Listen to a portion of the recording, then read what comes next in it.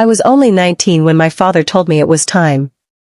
I didn't know the man they married me to, but everyone said it was a good family. Respect, tradition, honor. Words repeated so many times that you start to believe they matter more than life itself. My new home was in a village near Maharashtra. Far from everything. Everyone lived together there, my husband's parents, his brothers, their wives, and his eldest uncle. A man who, from the very first day, looked at me differently. My husband was quiet, spending most of his time working. I stayed at home, learning customs, cooking, cleaning, trying to be a good wife. And he, the uncle, was always there. Watching. Silent. Unsettling. The first time he touched my hand, he said, "Don't be afraid, daughter. Here we're all family." I wanted to believe him. But then came the night he followed me into the kitchen. No one was around.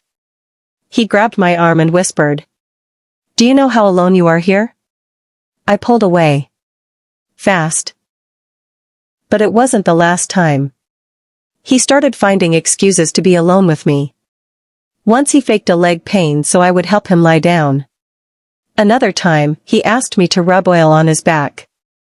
And his breathing changed when I touched him. I felt dirty. Afraid. And worst of all, trapped. Who could I tell? My mother-in-law, who respected him like a god. My husband, who barely spoke to me. When I finally gathered the courage to tell my sister-in-law, she said, "Don't be silly. He's just an old man. Don't make things up." That's when I knew I was alone.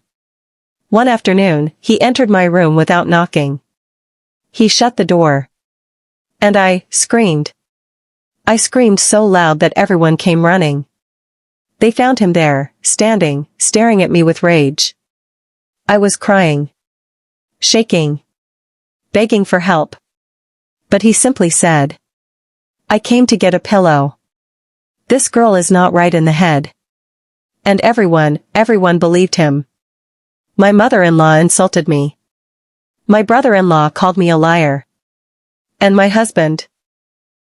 He just lowered his eyes and said, "You're embarrassing us all." They sent me back to my parents' home. Not as a victim, but as a disgrace. And even then, I didn't stay silent.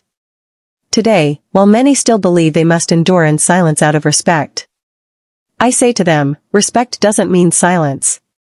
And obedience isn't submission. My silence was not consent. And my scream was my liberation.